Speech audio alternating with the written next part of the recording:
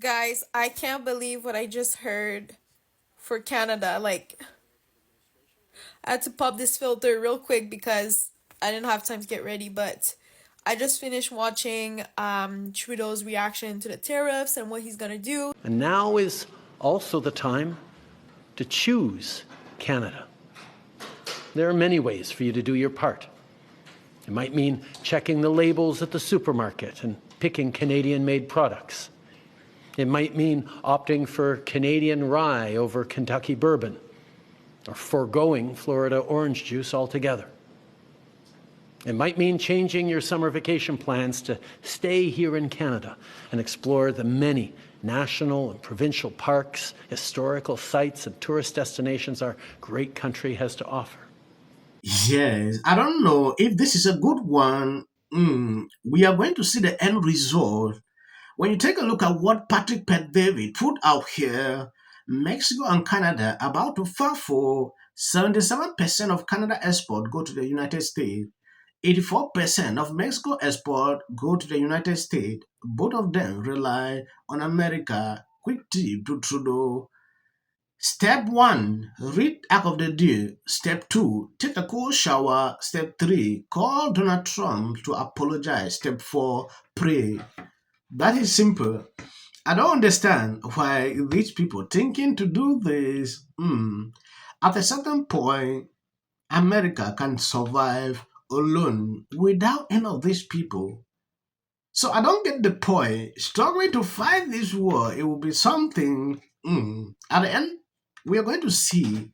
Mexican president announces retaliatory tariffs on the United States. Canadians boo American national anthem at Ottawa NHL game.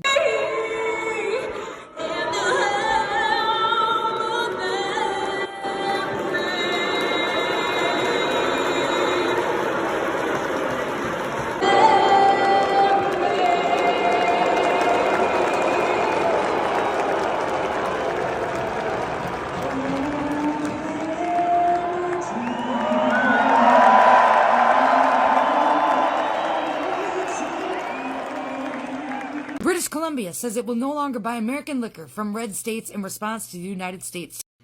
For our first of many steps, effective today, I have directed BC liquor sales to immediately stop buying American liquor from red states. Liquor store employees will be removing the most popular of these brands from government store shelves. Tariffs, that's oddly specific. I am announcing Canada will be responding to the U.S. trade action with 25% tariffs against $155 billion worth of American goods. This will include immediate tariffs on $30 billion worth of goods as of Tuesday, followed by further tariffs on $125 billion worth of American products in 21 days' time to allow Canadian companies and supply chains to seek to find alternatives. Ce soir, j'annonce. Shut that shit down. We don't want to hear your French. Listen, if it's a tariff war that these countries want, if this is what you really want to do, bring it on. We have learned anything over this last four and a half years in this country. It's how to be resourceful. We will outlast you any day of the week. Also, my understanding that Canada is going to do its best to implement a lot of these tariffs specifically in red states. Pretty much the entire country is one giant red state. A tariff war, you got it, because the reality is that you need us way more than we need you. We're going to be just fine. I don't know if this is posturing. I don't know if you're trying to spread fear. I'm not really sure, but this isn't going to end the way that you think it's going to end. When you go bankrupt and we have to swoop in there and pick you up as the 51st state of the United States of America, you better hope and pray that we even still want you after that. Fuck around and find out.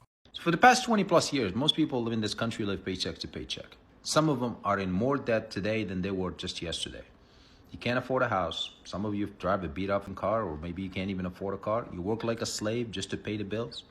And for the first time ever, we have a president that is willing to introduce a crazy idea. Tariffs. You and I are being taxed in hell. 20, 30, 40, 50% of our paycheck goes to Uncle Sam. And this has been the norm. But if you look statistically speaking, when you start imposing tariff, they're generating an income stream for the government. But the media has taken the story and spinning it to the way that somehow you and I will be paying extra for those fees. Okay, If I'm paying a 10-15% more on a cost of goods and somehow the government start making enough money from tariffs, and then you give me that 30-40% of taxes that you would charge me every single year through the income tax, I call that a win. But majority of these companies, when they start getting tariff that high, they realize, you know what, maybe it's best for us to move and open up a factory in America. And with it, we'll hire Americans, because they can't just fucking bring H-1B visa workers from their foreign country when we have people here that can do the exact same work. And you already said it. If you come and you put $1 billion plus in a business, we'll cut down all the red tapes. It's straight up. So this is the thing. There is a double-edged sword. From one side, there's hell. From the other side, there's mercy. If you want to carry on with your business and keep importing this shit down here and sell it, it only makes sense that you pay the house a fee. Unfortunately, the actions taken today by the White House split us apart instead of bringing us together. And now is also the time to choose Canada.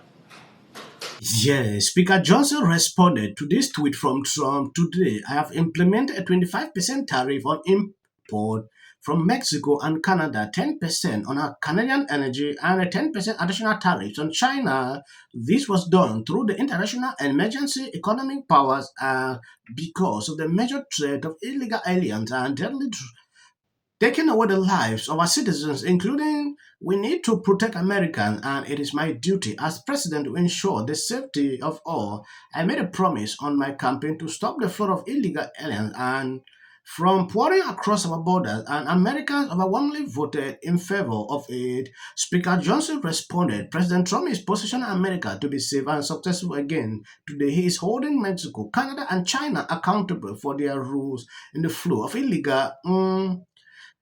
These countries are now on notice to work quickly to stop the madness. This is long overdue. This is what America wants from these people. So struggling to fight back is what I don't understand. You could just, take a decision, fight, stop all the flow of these people. That is simple. Fighting back without looking into what is a problem is crazy to me. What measures have this country put forward to fight against this? Put into place at a statement several weeks ago continues. The president will be implementing tomorrow a 25% tariffs on Mexico, 25% tariffs on Canada, and a 10% tariff on China for the illegal fentanyl that they have sourced and allowed to distribute into our country, which has killed tens of millions of Americans. These are promises made and promises kept by the president. The president yesterday said that last night he was planning to discuss whether an exemption would be made on oil imports.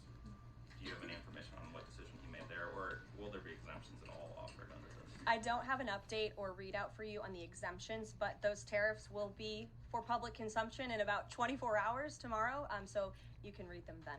As we're in a critical moment. As President Trump stated yesterday, he is still committed to placing tariffs on Canada starting as early as tomorrow, possibly. Now, we don't know precisely what that could look like, but I do know two things. First, if the president does choose to implement any tariffs against Canada, we're ready with a response. A purposeful, forceful, but reasonable, immediate response. It's not what we want, but if he moves forward, we will also act. Patrol helicopters began monitoring the border earlier this week, and new canine teams along with imaging tools are being deployed to detect and stop the flow of fentanyl. Meanwhile, our previously implemented border measures are already showing results too. We've ended the practice of flagpoling, when temporary residents travel to the United States only to immediately return to Canada to access immigration services, a decision that's saving Canadian and American border officials time and resources. And we're bringing in heightened security for visa applications, which has resulted in an 89% drop in illegal crossings by foreign citizens to the United States in the second half of last year. This is real progress as the... Thank you guys for always been there sharing out my videos. God bless you abundantly. I put clips at the end. That is for the algorithm. You can end here. I'll be glad. And please remember to always share out the videos. God bless you. early on, immediately. She's probably been put in there because, according to Donald Trump, she's a 10 to her. No, the EU does not treat the U.S. fairly on trade and that he has some big complaints. Is that true?